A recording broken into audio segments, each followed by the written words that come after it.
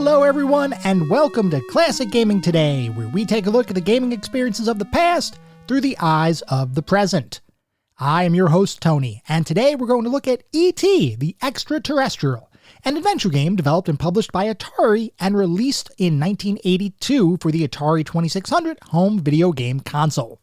We're going to look at that title in just a couple minutes, but first, as is usual, just a little bit of housekeeping up front. This is episode number 62. I am excited to be here. I hope all of you are as well. If you'd like to reach out, let me know how I'm doing, provide feedback, comments, suggestions, or just talk about classic games and technology in general, I would love to hear from you, and there are a few ways you could reach out. I have an account on X with the handle @ClassicGamingT. I have an email address, which is classicgamingtoday@gmail.com, and I have a Discord server. The link is in the show notes. Discord is the best way to get in touch with me and the rest of the community around this podcast. We have a ton of fun out on Discord. We have a lot of great discussions, and we also have a weekly gaming challenge. This weekend's challenges were all about exploring alien worlds, and at the end of the weekend, the leaderboard remains pretty much the same. ISO is in first place with 262 points, followed by Bookie Gnu in second with 130 points. I remain in third place with 99 points. Rich Senewald is in fourth with 76 points. Left-handed Guitarist has 35 points. That is good for fifth place. I Am the Dizzle has 24 points in sixth place. And Public Self is in seventh place with 10 points.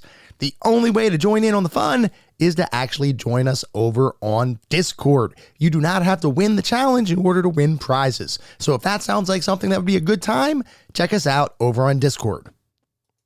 I should also mention that we have a Patreon. It is patreon.com/classicgamingtoday. So if you want even more Classic Gaming Today goodness, including a Patreon exclusive bi-weekly podcast, patreon.com/classicgamingtoday is where it's at. I also want to give a shout out to our Pantheon patrons. They are ISO, Rich Senewald, David Morton, and Sam Twardowski. Thank you guys for supporting the show. Thank you all for supporting the show. Whether you contribute monetarily or simply listen on a regular basis, I truly do appreciate all of the support. For anyone who may be new, welcome. I just want to take a brief moment to go over the anatomy of an episode, because for the most part, all of our episodes follow a very similar format and structure. We will always start by talking about the history of the game in question, the historical context, how was the game made, why was the game made, and then we move into a pseudo-review kind of section. And I say pseudo-review because it's not like we look at every game and we rank them or assign star ratings or anything like that, but we do look at every single game from several different perspectives. We take a look at the graphics, how does the game look? The sound and music, how does the game sound? The narrative and/or story, if the game has one. Playability and controls, and overall feel. What does it feel like to play the game today versus when it was released 20, 30, maybe even 40 plus years ago? We do all of that to reach a verdict as far as how well the game holds up today. And to do that, we assign each game to one of several categories. At the very top of our list is the Pantheon of Classic Gaming. If a game reaches the Pantheon, you know it is that darn good. It is a certifiable classic. You should go out of your way to play those games today. Just beyond the Pantheon are our golden oldies. These are still really good games. I still highly recommend them, especially if you've enjoyed the game in the past or you have nostalgia for the game or you enjoy the genre in which it lives. By all means, go for it. These are really good experiences. They're not quite Pantheon level, but they are still really worthwhile, and I still highly recommend you play them today. Beyond the golden oldies, we reach our mediocre mentions. This is where we start getting into the realm of games that I cannot recommend to the broad population. They've either aged a bit, they might have had a couple of issues to begin with.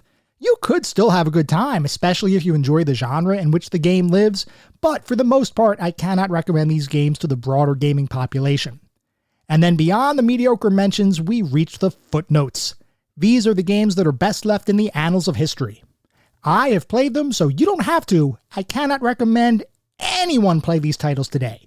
They have either aged incredibly poorly, or they may not have been all that great to begin with. With that out of the way, we're going to start talking about the game of the day. That is E.T.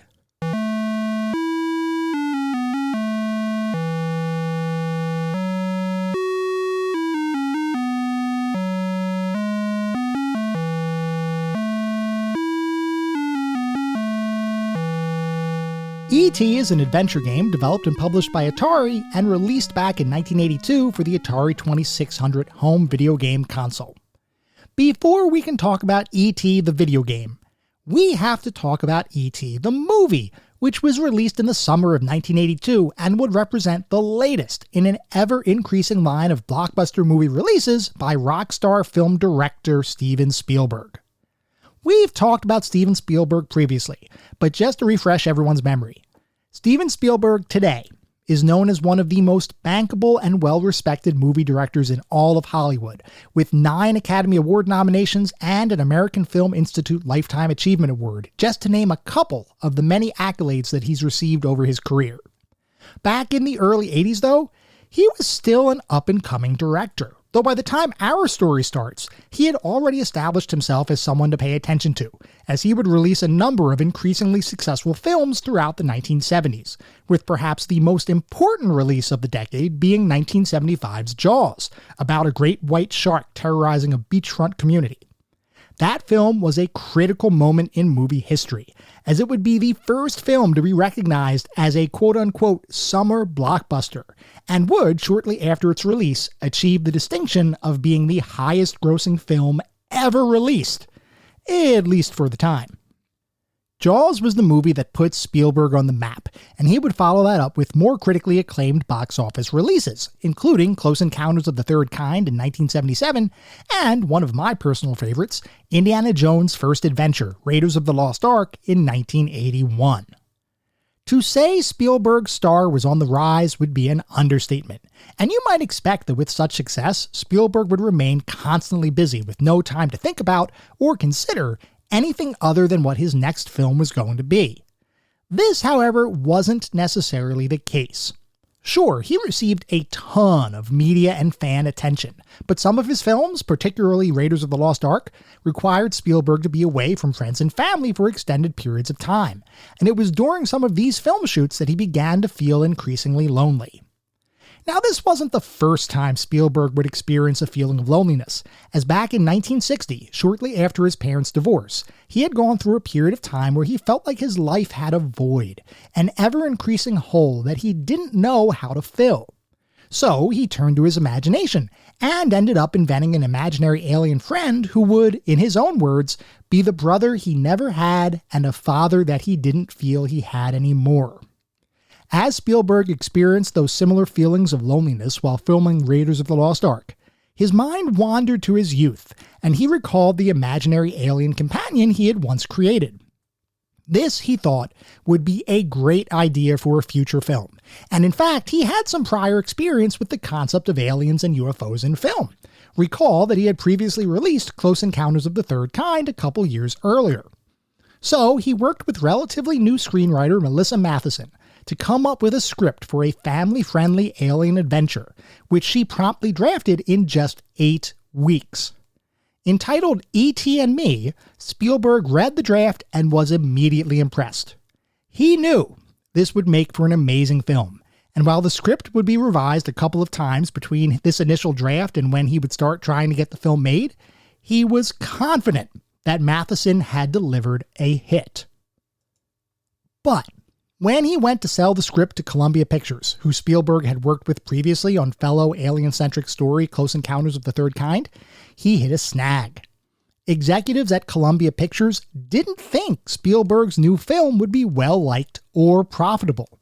They were looking for a scary sequel to Close Encounters of the Third Kind, not a family-friendly adventure starring a cuddly alien whose only goal was to return home to his family. So Spielberg shopped the script around, eventually convincing MCA, which was the parent company of Universal Studios, to purchase the script from Columbia for $1 million. Under that deal, Columbia would retain the rights to 5% of the film's net profits, but at least Spielberg was allowed to develop his movie freely, albeit not under the Columbia umbrella. For Columbia, this seemed like a no-lose situation. They wouldn't have to pay any money to get the film made, and they would still be able to enjoy a portion of whatever success the film was able to achieve. They didn't think it would be much, but hey, something is better than nothing. Now it turns out that Columbia dramatically underestimated the movie's appeal, as E.T. would release to stellar reviews and a huge audience turnout, remaining at the top of the box office list for a record 16 weeks, en route to becoming the highest grossing film of all time as of 1982, surpassing the current record holder Star Wars, who had itself unseated Spielberg's prior blockbuster Jaws. E.T. would go on to become one of the most widely seen movies of all time, with the 4th highest number of tickets sold ever for a film. And I'm not just talking about for 1982. It is number 4 on that list even today. 142 million tickets were sold to see E.T., which is absolutely insane. To put it into perspective, anyone who follows box office sales will tell you that the amount of money made by movies today borders on the obscene, with a ton of movies now grossing over $1 billion during their theatrical release, with one of the biggest franchises being the films in the Marvel Cinematic Universe. Of those films, Avengers Endgame was the biggest, and for a period of time, it was the highest grossing film of all time. Though after a re-release, James Cameron's Avatar now holds that title again. Avengers Endgame grossed $2.8 billion in 2019 when it was released, which was based on a little over 95 million ticket sales. 95 million tickets were sold for $2.8 billion gross for Avengers Endgame. E.T. sold 47 million more tickets than Avengers Endgame. That is absolutely insane. By the way, remember that Columbia deal I mentioned earlier where they make 5% of the net profits from the film? Well, considering E.T.'s success, they actually made more in 1982 from that 5% stake in E.T. than they would make for any other film they directly released that year. And to think, they sold the script for a scant $1 million. So, to say E.T. was a cultural phenomenon would be an understatement. It would spawn countless merchandising deals and spin-off entertainment opportunities, and a series of toys based on E.T. were expected to be major sellers during the 1982 holiday season. There was significant effort in attempting to satiate the demand of the public for more E.T., and with those efforts came an interesting opportunity. What if, rather than deal in the purely physical realm of action figures and dolls, a company could create a digital version of E.T., an interactive experience that would make players feel as though they were transported into the movie to live their own E.T.-related adventure? Given E.T.'s success, that concept sounded like an opportunity to effectively print money, and it was with those visions of fortune in mind that Atari began negotiations with Steven Spielberg and Universal Pictures to acquire a license to the E.T. property, to be used in a game that would be developed for the Atari 2600. At this point, we need to take a step back and talk about the video game industry in 1982. Longtime listeners know that we have discussed this time frame previously, but for those who might need a refresher, Atari was pretty much the home console manufacturer of the time, owning a vast majority of the overall market, and in turn driving a significant number of video game sales in the later 70s into the early 80s. In many ways, Atari could do no wrong, as their console was insanely popular, serving as the home to a number of home ports of various popular arcade titles, allowing for families at home to play games that previously were only available in arcades around the world. In the beginning of Atari's home console business, there was a strong degree of control around game releases, with every Atari 2600 game being developed in some capacity by Atari itself, which meant that they controlled the quality of each game that would grace their console. That would all change with the creation of the company Activision in 1979, which would become the first independent third-party developer in video game history, meaning now anyone could create games for the Atari console, as long as they had a licensing agreement with the company. This would allow for a huge increase in game releases, while at the same time creating a situation where Atari would no longer control the quality of releases for their console. Sure, anything developed by Atari would remain under their control, but with third-party publishing now a thing, there would be a number of games that would enter the market completely independent of Atari's oversight. For its part, Atari saw this as a win-win situation. The more games that would release for their console, the more hardware they'd be able to sell, not to mention any profits that they received through the initial licensing agreements that had been signed with the third-party publishing companies. There was effectively no downside for Atari. All they saw were higher dollar signs, and they liked what they saw. Which is to say, by the time 1982 rolled around, Atari was flush with cash, and it was this fact that allowed them to spend $21 million in 1982 money to purchase the rights to develop an E.T. game for their Atari 2600 console. The thought was, $21 million, while a ridiculous number for a video game license in the early 80s, was still a sound investment, as E.T. was so popular. The company expected to make many times their investment back in terms of sales and profits. So, Atari acquired the rights to E.T., but there was only one slight issue. Like we talked about, there was a lot of focus on the upcoming holiday season, especially as it related to E.T. toys and merchandising. If a company wanted to really take advantage of E.T.'s popularity, they would need to prioritize any related product releases in time for parents to buy those products for their kids later in the year. This put Atari in a bit of a bind. While they had the E.T. license, they needed to somehow create a game based on that license in an incredibly short time frame. Here was the issue. E.T. released in theaters in June of 1982. And shortly thereafter, negotiations began on acquiring the video game rights to the film. In order to meet the holiday rush, any game would need to be completed by the beginning of September, which would allow sufficient time for cartridges to be manufactured, boxes to be printed, and the game to be shipped to stores. That's all well and good, except negotiations for the license didn't complete in June. They didn't actually finalize the deal until very late in July. So, for the game to make it to store shelves in time for the holidays, it would need to be completed in around 5 weeks. Even looking at games from 1982, a 5-week development timeline was entirely crazy to consider, especially for a game tied to such an important licensed property. The executive leadership across Atari reached out to a number of developers across the organization, all of whom said it just couldn't be done. That is, until the CEO of Atari, Ray Kasser, got in touch with rockstar Atari developer and game designer Howard Scott Warshaw. Warshaw had joined Atari in 1981 after a brief stint at Hewlett-Packard as a systems engineer. Despite having gotten a master's degree in computer engineering from Tulane University, working as a systems engineer at HP didn't really excite Warshaw, so he left the company and joined the video game industry, which is what prompted his recruitment into Atari. Once there, his first assignment was to port a popular arcade title, Star Castle, to the Atari 2600 home console. Star Castle was one of a line of different vector graphics arcade titles developed by a company called Cinematronics in 1980, and it was unique, in fact, because of its vector graphics implementation. For those who may be unaware, most arcade games of the time, and even most video games in general, utilized a concept called raster graphics to display imagery to players, which effectively means that games would display images as a collection of pixels arranged in a grid on the screen, with the X and Y axes representing the game's overall resolution. Vector graphics, by contrast, operate using the principles of points, shapes, lines, and curves, defined mathematically as opposed to as a hard-coded collection of pixels. Early examples of vector graphics, especially in arcades, tended to display wireframe kinds of visuals, though later uses of vector graphics would become much more advanced.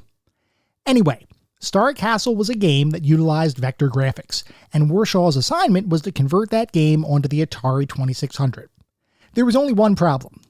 The Atari 2600 just was not powerful enough to do a full-scale vector-based game like Star Castle justice, and Warshaw recognized that because of the system's limitations, he would never be able to create a good port of the game. So he decided to change the design, and in the process ended up creating a brand new game completely independent of Star Castle. That game, entitled Yar's Revenge, would go on to be a bestseller for Atari, and in fact is considered by many to be one of the best games ever released for the Atari 2600.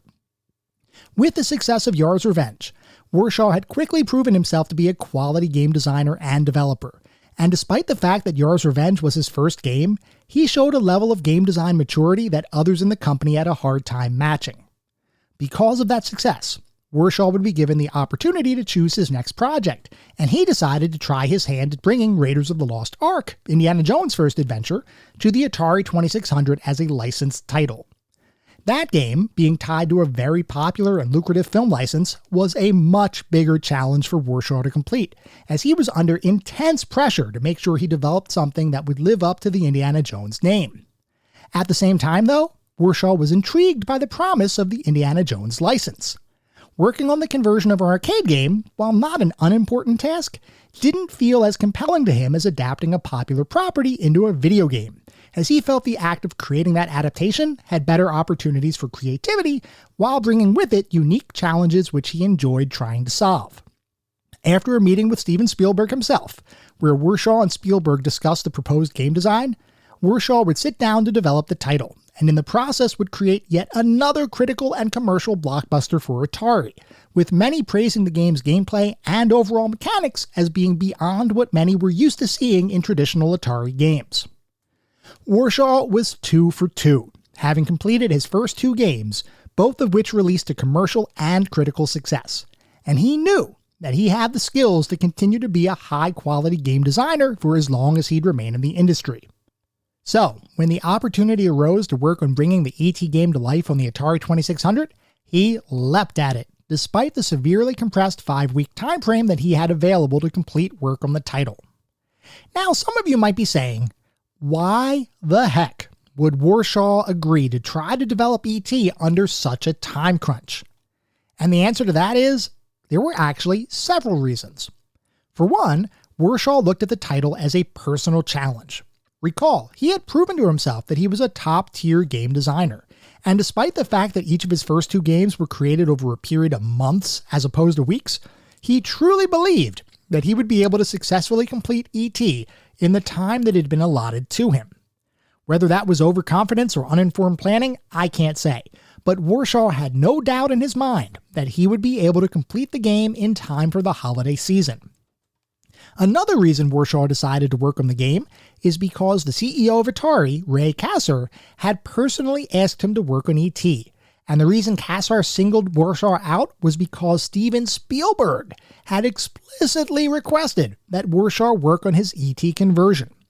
Spielberg himself was an avid gamer since the 70s, and he thought Warshaw's work on Raiders of the Lost Ark was nothing short of phenomenal, so he didn't want to trust the current top film in the world to just anyone. Spielberg believed that Warshaw could do it justice, and that confidence in him was a prime reason why he took on the assignment. And finally, Warshaw chose to accept the project because he was offered a pretty awesome compensation package by Atari. If Warshaw would be able to complete the title on time, then he would receive a $200,000 check and an all-expenses-paid trip to Hawaii, which I gotta say, is not too shabby for 5 weeks worth of work, especially in 1982 dollars. As I think many would do in this situation, Warshaw accepted the project and began working on his version of E.T. After getting his rough design nailed down, a meeting was scheduled between him and Spielberg to gather initial feedback. At that meeting, Warshaw described his idea for the game, which would involve a 6-screen game world, complex mechanics involving the discovery and usage of radio parts to phone home, and a number of enemies that would need to be avoided in order to have any chance at winning the game. On paper, that actually sounds pretty good to me, but Spielberg wasn't all that impressed, and in fact, he had a much less grand vision for the game. Spielberg thought that instead of creating an innovative, deep title, perhaps Warshaw would be able to create a stylized Pac-Man clone set in the E.T. universe, where the player would control E.T. and navigate him through a maze, collecting Reese's Pieces candy as he went, which, for those who may not know, was a major product placement and advertising campaign associated with the E.T. film. While Warshaw thought the idea had merit, he was not willing to compromise on his design vision, and basically told Spielberg that the game would be better if he was allowed to do his job and design the game the way he wanted to make it. Spielberg ultimately relented, and Warshaw got to work on creating his version of E.T. for the Atari 2600. Over the next 5 weeks, Warshaw entered into what might be described as one of the worst periods of game development crunch in history, where he literally spent every waking moment working on the game. The crunch was so severe that Atari replicated his workplace setup in his home, allowing Warshaw to work wherever he may have been at the moment. If he was in the office, he was working on the game. As soon as he got home, he'd sit down to work on the game. The moment he opened his eyes, he worked on the game. It got so stressful and so over-the-top crazy that Atari ended up assigning someone whose job was to make sure Warshaw was eating and sleeping regularly. Seriously, how crazy is that? Warshaw was working so hard on the title that there was real fear he would neglect the foundational aspects of life that actually keep you alive. Despite the stress and constant work, Warshaw would ultimately succeed in creating a full E.T. game on time, completing the title right around the beginning of September as planned, and with just enough time for Atari to get the game mass-produced for shipping to stores for the holiday rush. And by just enough time, I truly mean there was little time for anything else, and in a move that diverged from Atari's typical game development process, they decided to forego any sort of user testing for the title.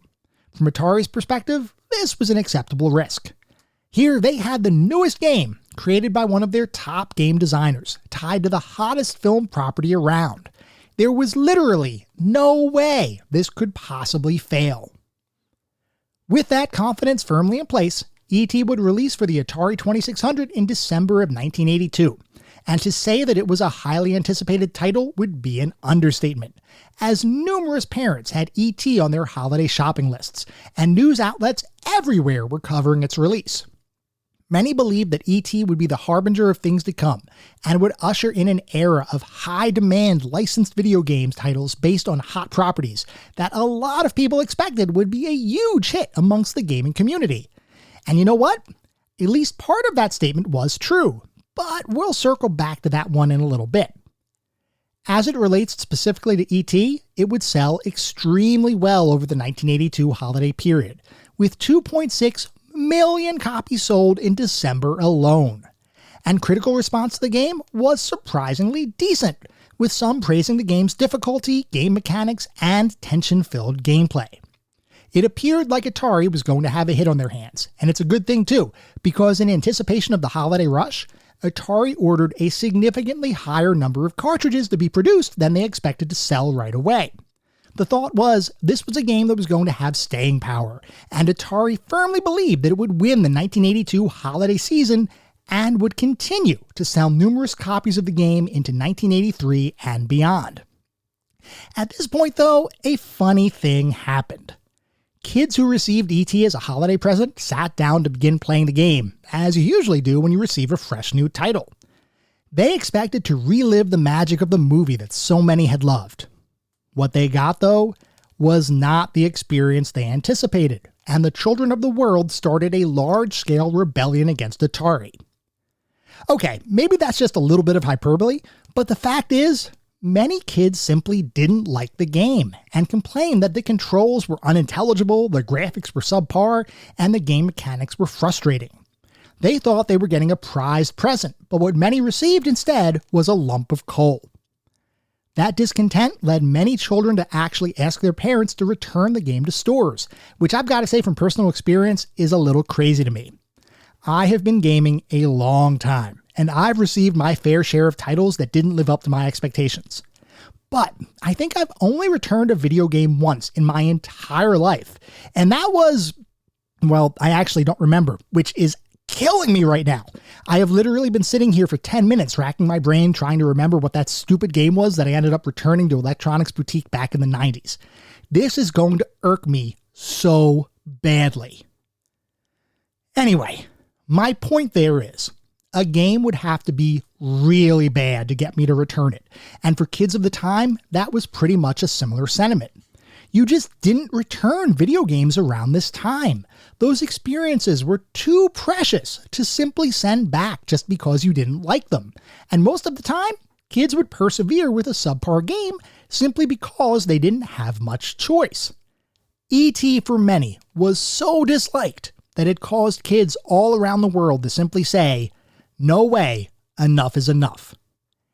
Atari really didn't expect that to happen, and as returns started piling up at stores, they noticed that the game had stopped selling in general, which meant that they were sitting on unused inventory. Retail stores don't generally like to have products sitting on their shelves without any chance of being sold, because that's prime real estate being wasted. So they ended up returning all of that unused inventory to Atari, which ultimately led to disaster for the company. To put it into perspective, Atari produced approximately 4 million cartridges for E.T.'s initial production run and sent those copies out to stores, with 2.6 million copies sold in December of 1982 alone. By the end of 1983, stores had returned nearly all of their unsold inventory, as well as all of the customer returns that they had been accumulating, which at the end of the day amounted to 3.5 million copies of the game being returned to Atari. E.T. would end up selling just 500,000 copies when all was said and done, which vastly underperformed expectations. Like I mentioned a minute ago, this was disastrous for Atari, as there was no chance for them to recoup their $21 million initial investment.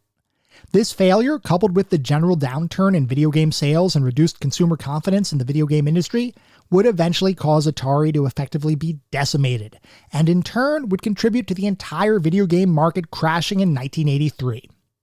Now, it's fairly popular amongst internet and YouTube personalities to claim that E.T. was the reason for the video game crash of 1983.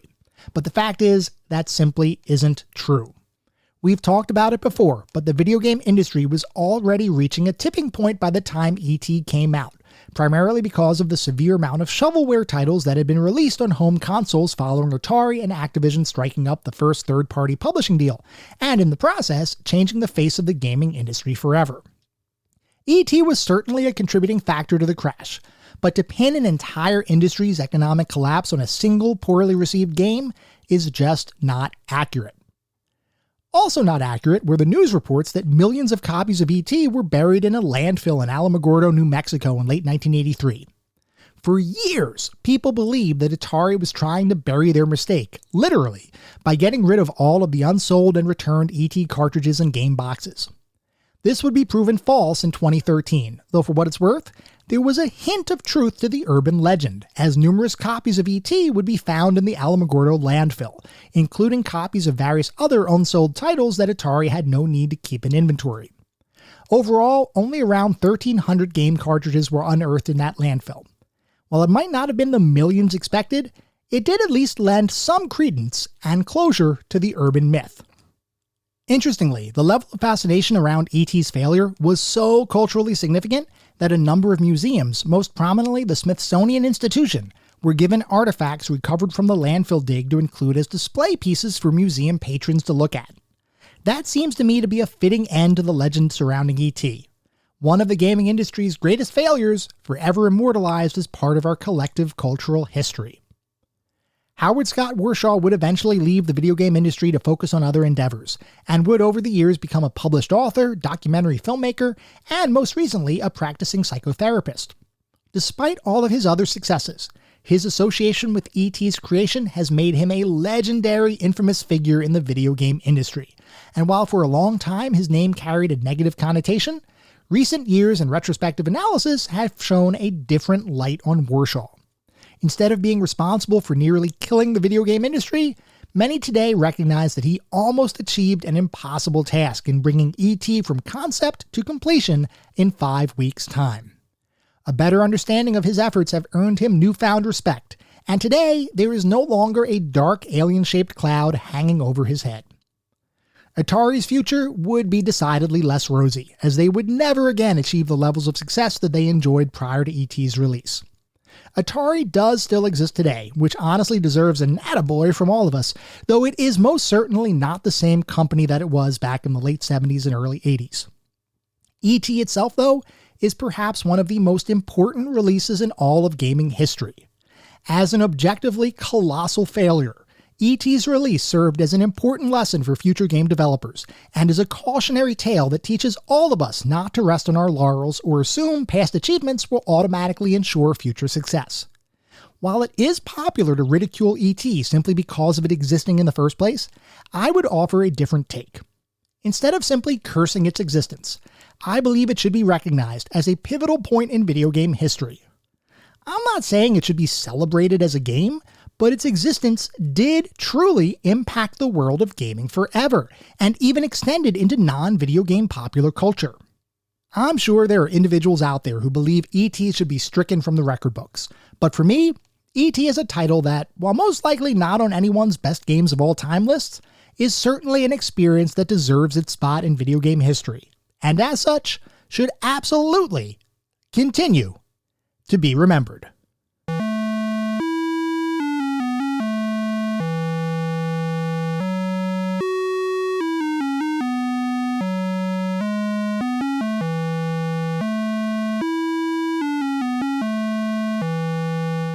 We are now going to shift gears to talk about what it feels like to play E.T. today versus when it was released over 40 years ago.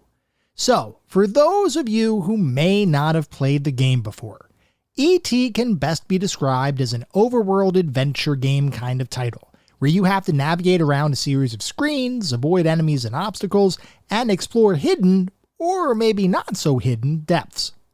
Your goal in the game is to collect a series of 3 radio transmitter parts that, if combined, will allow you to contact your alien ship and request that they pick you up.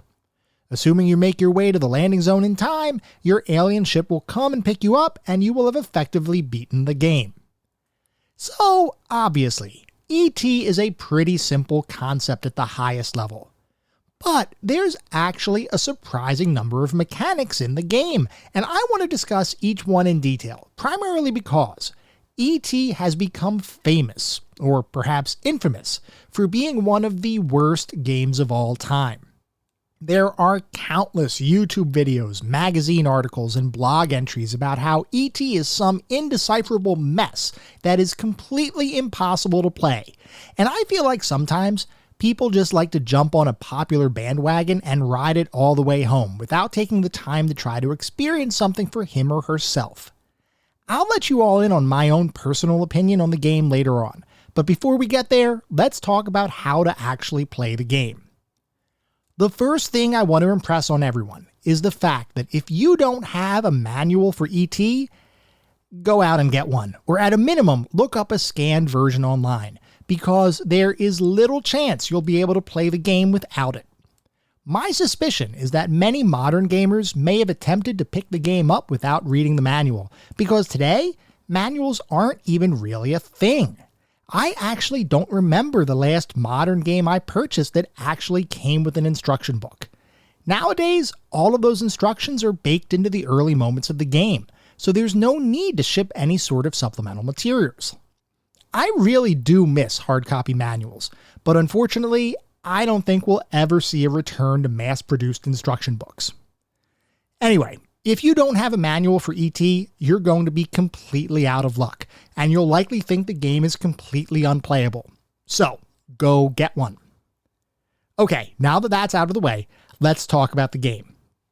You control E.T., and you move him around the screen using your joystick. At various locations on each screen, one of several things can happen. You may be walking around and come upon a symbol on the top of the screen, like an arrow or some odd icon. That represents the action that you can take in that particular quadrant of the screen, and each screen contains a grid of these quadrants that may, or may not, have anything to do on them. Assuming you're in a quadrant with some action to perform, you'll see an icon at the top of the screen, like I mentioned, and you can use your joystick's button to perform that action. Some of those actions, like those corresponding to the up, down, left, and right arrows that will sometimes appear, are pretty simple. If you click your action button while one of the arrows is on the screen, you'll teleport E.T. to the next screen that exists in that particular direction. Other actions are not quite so straightforward.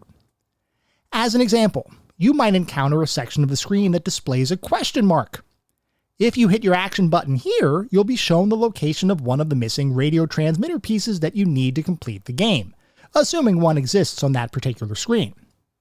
If it does, you'll see a blinking yellow pixel in the location that you need to search. If not, nothing happens at all. You may also find an action icon that looks like a government building. If you click your button here, it'll banish any of the bad guys from the screen you're currently on, forcing them to return to their office, so to speak. There are 2 different enemies you'll encounter, and this particular action works on both of them. You may encounter a scientist, who if he catches you, will pick you up and transport you to his lab, making you have to retrace your steps to get back to where you were. An annoyance and an inconvenience, but not a huge deal at the end of the day. Much more irritating is the FBI agent, who if he catches you, will take a single piece of your radio transmitter, assuming you found one, and hide it in a random screen in the game. If you don't have a radio transmitter part, he'll steal all of your Reese's Pieces candy, which is the primary way you can recover health in the game, and also a major driver for points if you do in fact beat the game. These Reese's Pieces candies are strewn throughout the game world, represented as a single green pixel on the screen. If you collect some Reese's Pieces and find an action icon that looks like a circle with a dot in the center, that's your cue to munch as many Reese's Pieces as you can, as that will replenish your energy, which constantly depletes whenever you take any action, like simply walking around the world. If you lose all of your energy, you lose a life. But luckily, you do have 3 lives at your disposal, and an extra life if you find a special hidden flower and revive it using your special E.T. powers. If you lose all of your lives, though, it's game over. The Reese's Pieces also serve to increase your score at the end of the game, like I mentioned before, and can be banked, so to speak, by finding an action icon that looks like a lowercase e. This calls Elliot, your young friend, who will take any candy you found and convert it into points after you complete a round of the game. If you have 9 pieces exactly, that triggers a special action for Elliot, as he'll not only take your candy to bank it, but he'll also chase away any bad guys in the area, and will retrieve 1 missing radio piece for you, assuming you haven't found them all yet. If you do end up finding all 3 radio pieces, then the next part of your mission is to find the single quadrant in the entire game that allows you to use your radio to contact your alien friends. This particular action icon looks kinda like a Space Invader enemy, and there's literally only 1 quadrant in each playthrough of the game that lets you use your radio. Now granted, there are only 6 screens in the entire game, so it's not like there's a ton to explore here, but it can be tricky to find the single section of the single screen that will allow you to phone home, especially because you'll be dodging enemies who want nothing more than to ruin your day, especially the FBI agent, who, like I mentioned, will steal a piece of your radio transmitter if he catches you. If that happens, you have to once again search to try to find the missing piece before you can progress with calling your alien companions. Finding those radio pieces, by the way, involves perhaps the most derided mechanic in the entire game, and that is the exploration of pits, or wells as the game calls them. Each screen in the game is filled with a variety of pits that, if you descend into one, may lead you to a radio piece, or the revive flower we talked about a couple minutes ago, or perhaps simply nothing. You are safe from any human attack while you're in a pit, which the game's manual helpfully tells you to use like a pause screen, because the actual game doesn't have any ability to pause otherwise. To get out of a pit, you simply use your action button, which will cause E.T.'s neck to stretch out, after which you can levitate yourself up and out of the hole. Only sometimes to fall right back in again, likely multiple times before you get far enough away from the pit to remain on the surface of the normal game world. This would be a frustration at best, but what really makes it an issue is the fact that every time you fall into a pit, you lose a good chunk of energy, which makes it that much more difficult to survive to escape to your alien homeworld. The manual even recognizes this issue, saying, and I quote, "Sometimes E.T. will fall back into a well after he has levitated up to the planet's surface." It then proceeds to say that to avoid that from happening, you need to press left or right on your joystick as soon as the scene transitions, which should move E.T. to safety. It's great that the manual gives that tip and all, but honestly, it feels like that was a design decision, or perhaps a design bug, that should have never existed in the first place. We'll talk more about how I feel about the wells in a little bit, so stay tuned for more on that one. Anyway, assuming you find all 3 radio pieces and you find the alien call quadrant, you can then call your alien ship to pick you up and bring you home. This starts a countdown timer where you now have to return to your landing zone, which is one of the quadrants on the very first screen that you encounter in the game. Once again, randomized. Assuming you can get back to the landing zone and avoid any enemies that may pop up on the screen during your countdown, your alien spaceship will come over, beam you up to safety, and you will have beaten the game. At least until it restarts itself again, allowing you to keep playing as much as you want, with the only appreciable difference between rounds being the randomization of where items are located. Effectively, if you beat the game once, you've beaten the game. It's not like there are multiple levels to progress through.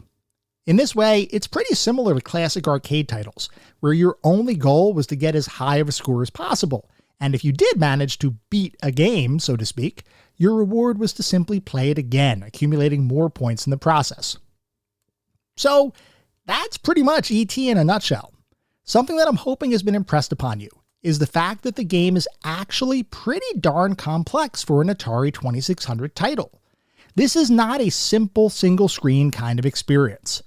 There are numerous mechanics at play, multiple enemy types that do different things, and a variety of powers that you can activate depending on which section of a given screen you're on.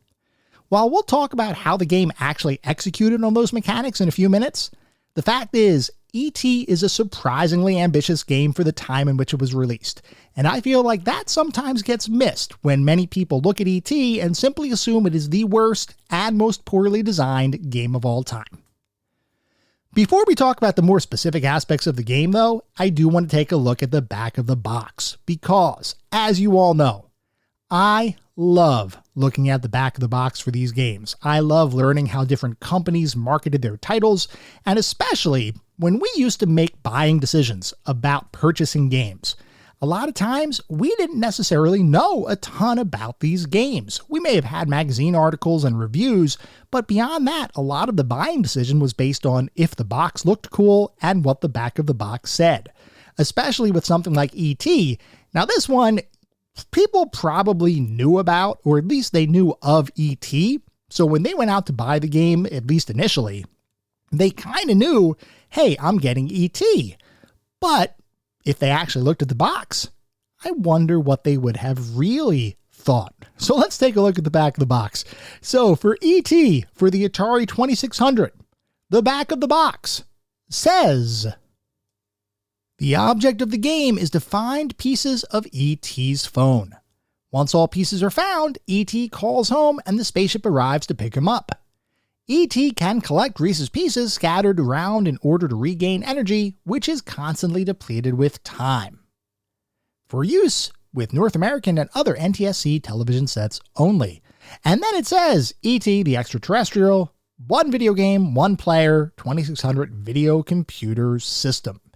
And that is the back of the box. And they also have a screenshot here showing what appears to be E.T. coming out of a spaceship. And let me tell you, this box would not have sold me on the game. Even in 1982, I don't think I would have actually picked this one up. It looked way too simple, and the description was just a description of the game. There was really no marketing here. It was kind of like, here's just the instructions, or here's what the game is all about. And I don't know, it just kind of didn't do it for me, really. I mean, there were other Atari 2600 games that had much more detail. And now granted, like we said, if you got E.T. or if you were going to buy E.T., you probably knew what you were going to be getting, at least in terms of the fact that it was a licensed title and you knew what E.T. was all about. At least you knew what the movie was all about. But this box did not sell me at all. I would not have picked this game up if I saw it in the stores. And judging by at least the reactions of many people out there, I would have dodged a bullet.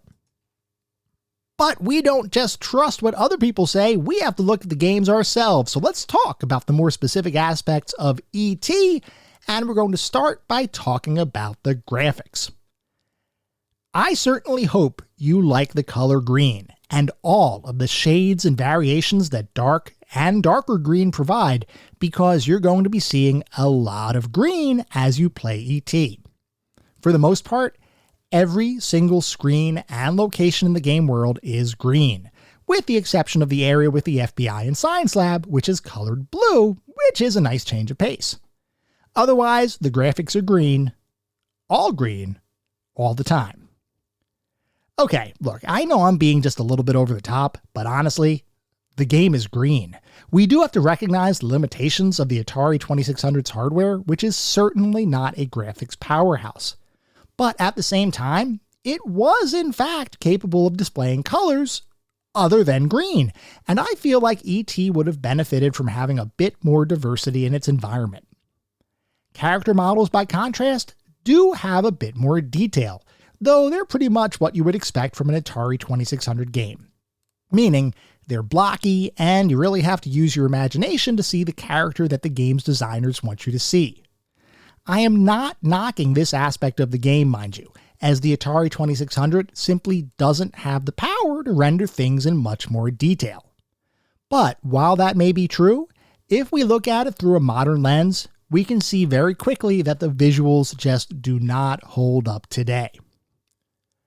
Moving on to the sound and music, there's really only one musical interlude in the entire game, and that is an excerpt from the E.T. theme as composed by John Williams and reimagined as a single string of synthesized notes.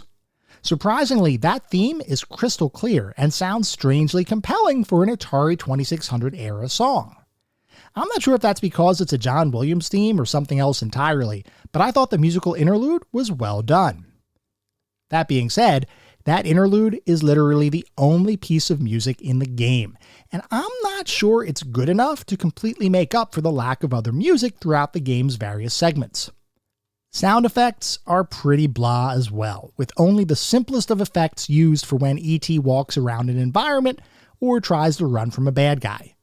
I'm glad they were here because otherwise the auditory environment would have been completely barren, but there's really nothing memorable here. Overall, there's really nothing of note with the sound and music in the game. I was mostly unimpressed, though it should be mentioned that as an Atari 2600 game, I wouldn't expect anything super detailed. A lack of quality audio kinda comes with the territory when we're talking about this era of gaming. Moving on to the narrative and story, you play as E.T., an alien who has become stranded on Earth and needs to somehow find a way home.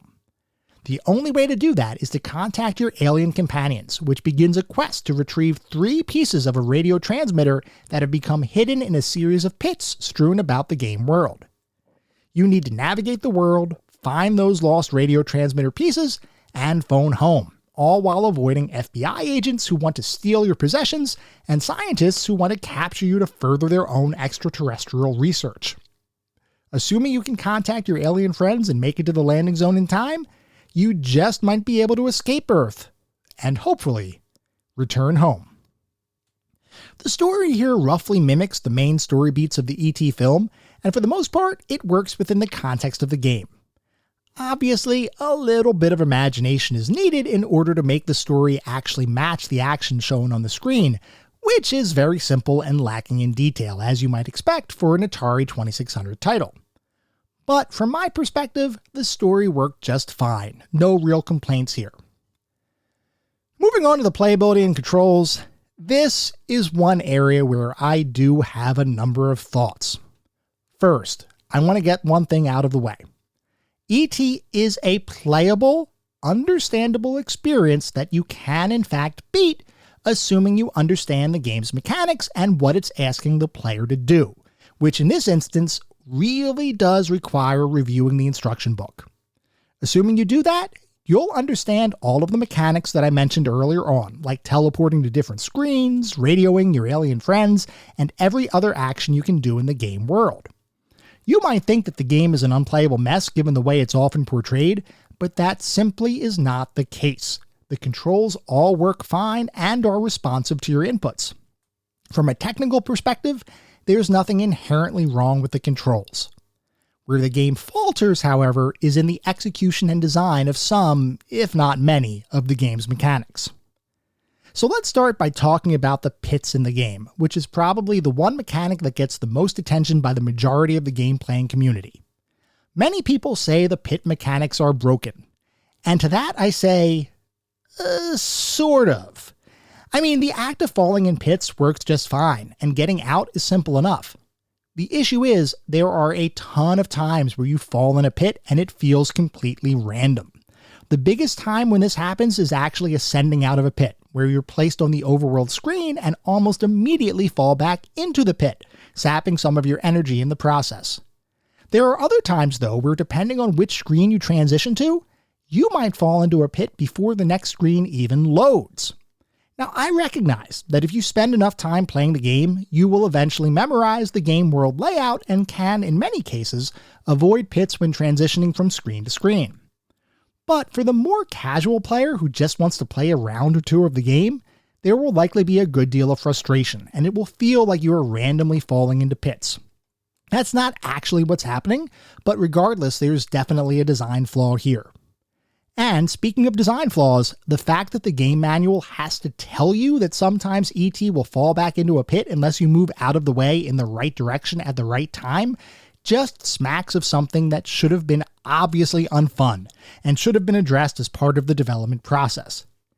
Even with the limited amount of time available to design and create the title, it would have been a relatively simple thing to ensure that when E.T. is transported out of a pit, that he's placed on a solid ground space as opposed to a pit block that needs immediate attention to avoid. I can get my head around many of the design decisions in the game, though I don't agree with many of them, but this one I just cannot comprehend, and it serves to add frustration to the experience more than it adds meaningful gameplay. Don't get me wrong, I'm fine with the concept of the pits, and the fact that you need to explore them in order to find your missing radio pieces is fine. It's just the mechanics around when and how you fall into pits, and in many cases continually fall into the pits, that I dislike. Beyond the pit issues, another core gameplay mechanic that I found more frustrating than fun was the way that bad guys act and appear on screen. We talked about it a little bit earlier, but just to recap, you have two bad guys that you need to avoid. A scientist, who honestly isn't all that bad, as all he does is capture and transport you to his lab, which you can readily escape from, and an FBI agent, who is an extremely annoying enemy that if he touches you, will steal a piece of your radio transmitter and hide it somewhere in one of the pits in the game world, totally at random. To clarify, I don't dislike the mechanics of those two enemies in general, despite the annoyance of the FBI agent. What I dislike is the way the game doesn't give you much in the way of mechanics to deal with them, because these enemies do not follow the rules that you are restricted by, which in this context means they can walk right across pits without any issue. This is perhaps the most annoying aspect of the entire game's design from my perspective, because I believe that if this one piece of design was changed, E.T. wouldn't be considered nearly as negatively as it routinely is, though obviously the pit mechanics would still leave something to be desired. Here's the issue. In many games around this time, enemy interaction was, as you might expect, relatively primitive. Many times, enemies in games followed simple chase-the-player mechanics, resulting in a gameplay loop where players would typically avoid these enemies in the pursuit of some other goal. For E.T., that means avoiding enemies while you search various pits for your missing radio transmitter parts. In other games, like Pac-Man, that might mean navigating a maze to eat a bunch of pellets while you avoid a bunch of ghosts chasing you. I'm guessing many of you have played or at least seen Pac-Man, so you probably understand that game's gameplay loop.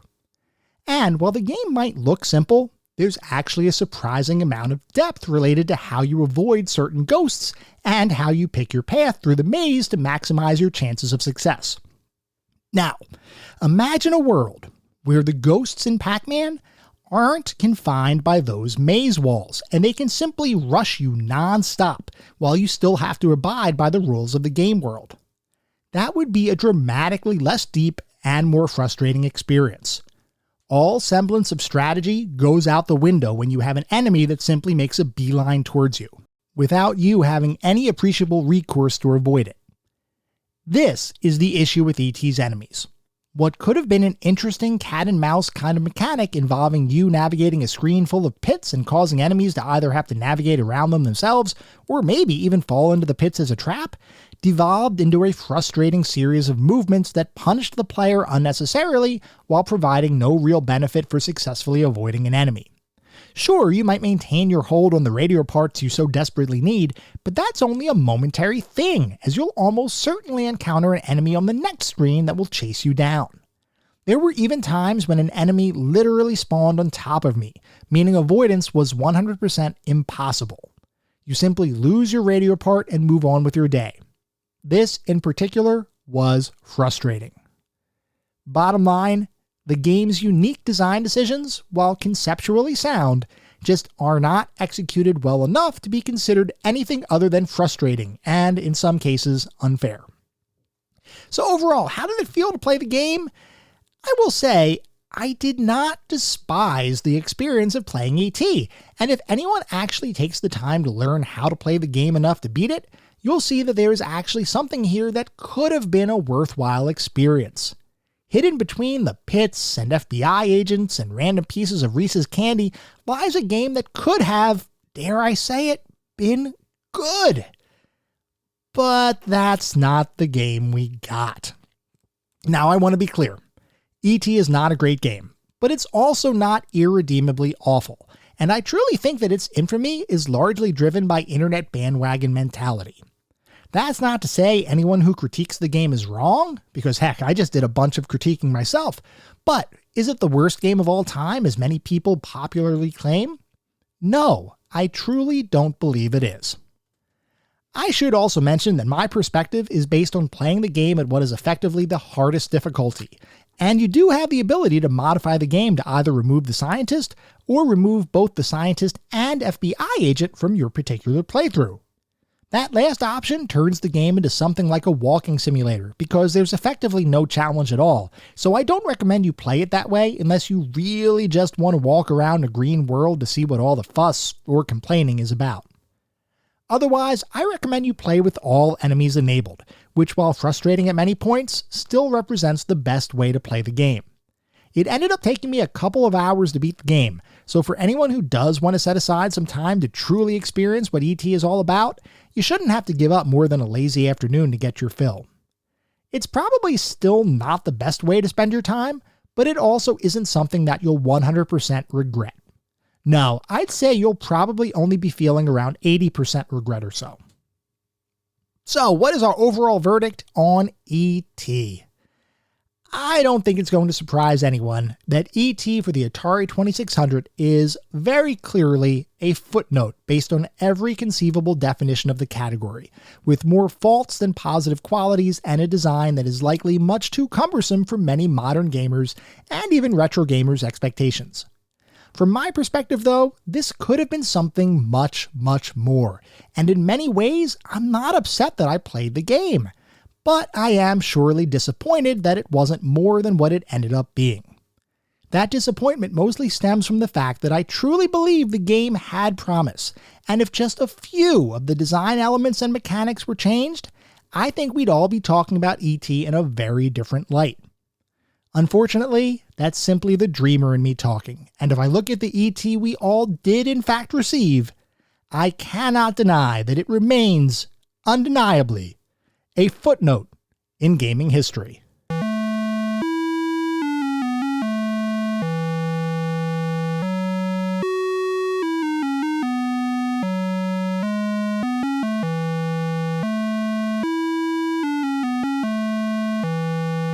That was our episode on E.T. I hope you all enjoyed listening to it as much as I enjoyed creating it. If you'd like to reach out, let me know how I'm doing, provide feedback, comments, suggestions, or just talk about classic games and technology in general, I would love to hear from you, and there are a few ways you can reach out. I have an email address, which is classicgamingtoday@gmail.com. I have an X account with the handle @classicgamingt, and I have a Discord server. The link is in the show notes. Discord is the best way to get in touch with me and the rest of the community around this podcast. We have a ton of fun out on Discord. I do highly encourage you all to join.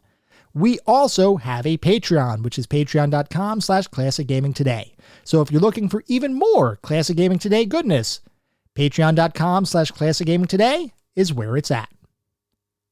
Before we sign off for the week, I do want to mention that our next episode is going to be our first Shareware Showdown episode, which is going to feature Jill of the Jungle versus Duke Nukem in a one-on-one death match to the death in a cage and maybe ladders. I don't know, but it's going to be a showdown between the two. We're going to determine which one is better, which one wears the Shareware crown, at least as part of this first Shareware Showdown. So, feel free to write in if you have any particularly fond or not so fond memories of either of those games. At the same time, I recognize you're likely listening to this podcast on any number of podcast services, and if you would feel so inclined, it would be great if you could leave me a review. This is not about bolstering star counts. It's not about trying to harvest a ton of 5-star ratings, though if that happens, awesome. That means we're doing something right. No, what it's really all about is trying to gather the feedback necessary to make sure I can make this the best possible podcast I can. The only way to do that is to get feedback from all of you to make sure that we're hitting the mark. We get new listeners every single day, which is awesome. I want to make sure I can continue to deliver the best possible podcast I can. We'll be back in around a week with our next episode focused on our very first Shareware Showdown. Until then, remember, sometimes the games of the past are just as good, if not better, than the games of today. Goodbye, everyone.